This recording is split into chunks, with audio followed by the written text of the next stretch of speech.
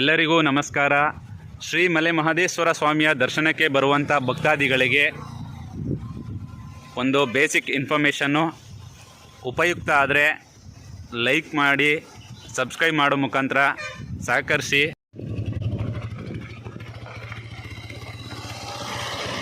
ಶ್ರೀ ಮಲೆ ಮಹದೇಶ್ವರ ಸ್ವಾಮಿಯ ದರ್ಶನಕ್ಕೆ ಬರುವಂಥ ಭಕ್ತಾದಿಗಳು ಮೊದಲಿಗೆ ತಾಳ್ಬೆಟ್ಟದಿಂದ ಮಲೆ ಮಹದೇಶ್ವರ ಬೆಟ್ಟದವರೆಗೆ ಬರುವ ವಾಹನ ಚಾಲಕರು ಎಲ್ಲರೂ ಕೂಡ ದಯವಿಟ್ಟು ನಿಧಾನವಾಗಿ ತುಂಬ ಜಾಗರೂಕತೆಯಿಂದ ವಾಹನವನ್ನು ಚಲಾಯಿಸ್ಕೊಂಡು ಬಂದು ಮೊದಲಿಗೆ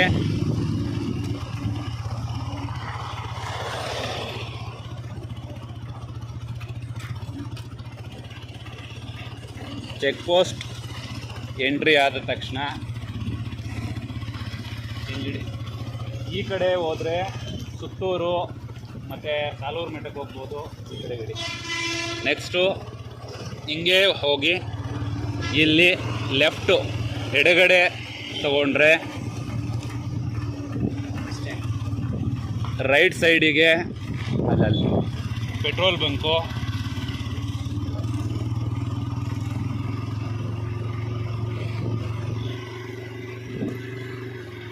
ಶ್ರೀಶೈಲ ಭವನ ಮತ್ತು ನಾಗಮಲೆ ಭವನ,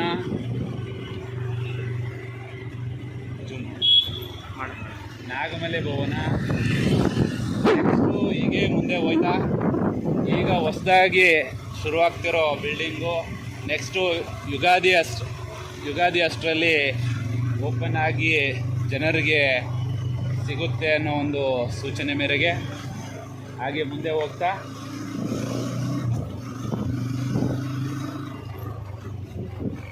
ಶಿವದರ್ಶಿನಿ,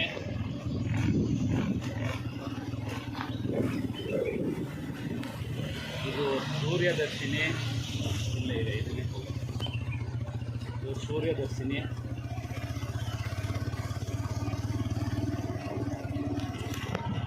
ಹಿಂಗೆ ರೈಟ್ ಸೈಡಿಗೆ ಬಲಗಡೆಗೆ KSRTC ಬಸ್ ಸ್ಟ್ಯಾಂಡು,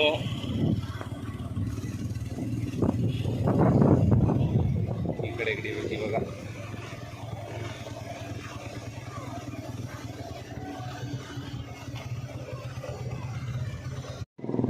ಬಸ್ ಸ್ಟ್ಯಾಂಡಿಂದ ಎಡಭಾಗಕ್ಕೆ ಬಂದರೆ ಇಲ್ಲಿ ಮಾಹಿತಿ ಕೇಂದ್ರ ಇರ್ತದೆ.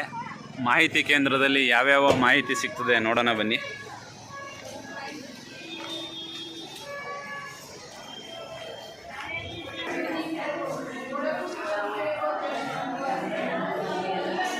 ಮಾಹಿತಿ ಕೇಂದ್ರಕ್ಕೆ ಬಂದ ತಕ್ಷಣ ನೀವು ಇಲ್ಲಿ ಫ್ರಂಟಲ್ಲಿ ಹಾಕಿದ್ದಾರೆ, ನೀವು ನೋಡ್ಬೋದು ಯಾವ ರೂಮ್ಗೆ ಎಷ್ಟೆಷ್ಟು ಬೆಲೆ, ಎಷ್ಟು ಜನರಿಗೆ ಅವಕಾಶ ಇರ್ತದೆ ಅನ್ನೋದು.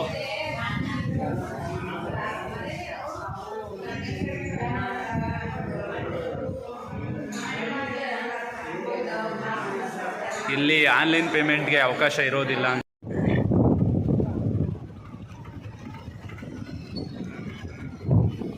ಬಸ್ ಸ್ಟ್ಯಾಂಡಿಂದ ಹಿಂಗೆ ಸ್ಟ್ರೈಟು ಬಸ್ ಸ್ಟ್ಯಾಂಡಿಂದ ಹಿಂಗೆ ನೇರೇ ಹೋಗ್ತಾ ಈಗ ಸಾಲೂರು ಮಠ ಮತ್ತು ಅಂತರಗಂಗೆಗೆ ಹೋಗುವ ಮಾರ್ಗ ಯಾವ ರೀತಿ ಹೋಗಬೇಕು ಅಂತಂದರೆ ಇಲ್ಲಿ ಲೆಫ್ಟು,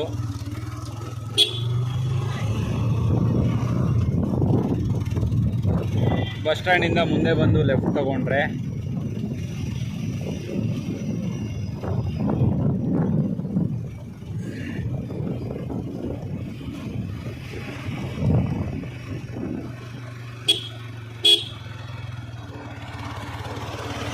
ಮತ್ತೆ ಇಲ್ಲಿ ಬಲಗಡೆ ಟರ್ನ್ ತಗೊಂಡ್ಮೇಲೆ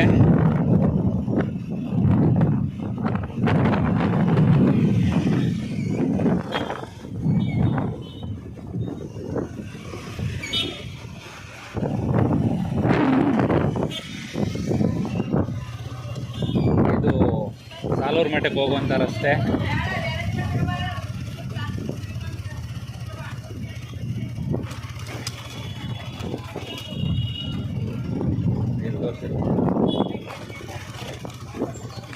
ಹಿಂಗೋದ್ರೆ ಸಾಲೂರು ಮಠ, ಅದೇ ಬಲಗಡೆ ತಗೊಂಡ್ರೆ ಅಂತರಗಂಗೆಗೆ ಹೋಗುವಂಥ ಸ್ಥಳ ಇದು.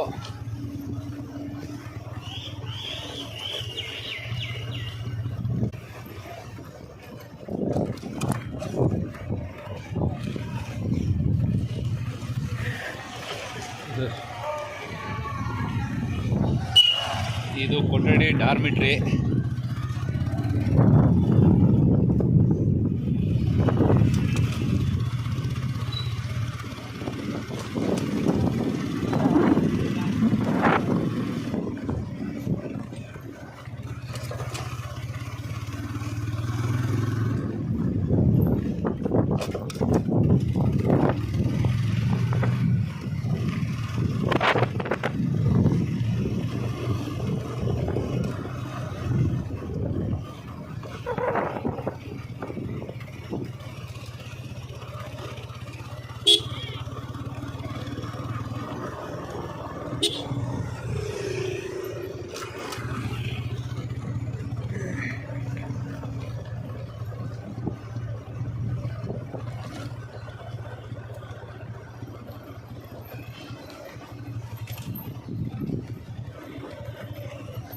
ಈಗ ಇಲ್ಲಿ ಇದೇ ಅಂತರಗಂಗೆಗೆ ಎಂಟ್ರಿ.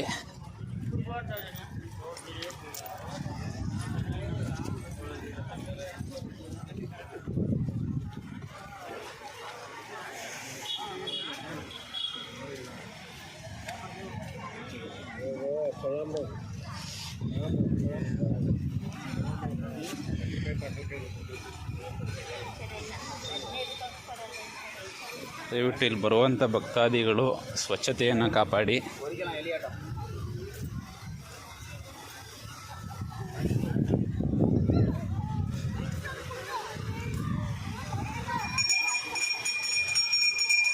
ಅಂತರಗಂಗೆ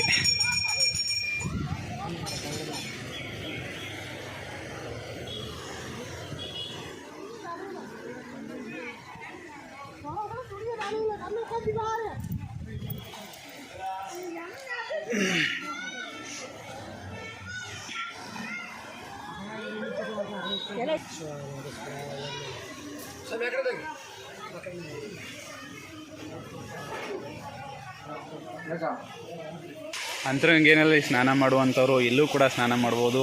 ಇದು ಬಿಟ್ಟರೆ ಮತ್ತೊಂದು ಇದೆ, ಇಲ್ಲೊಂದು ಸ್ನಾನದ ಕೊಳ ಇದೆ.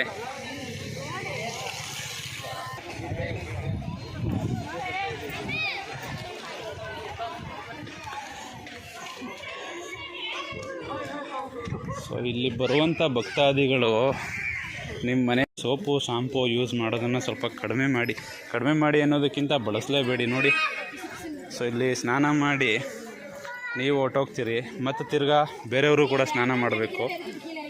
ಸೊ ಇದು ಒಂದು ಸ್ನಾನದ ಕೊಳ.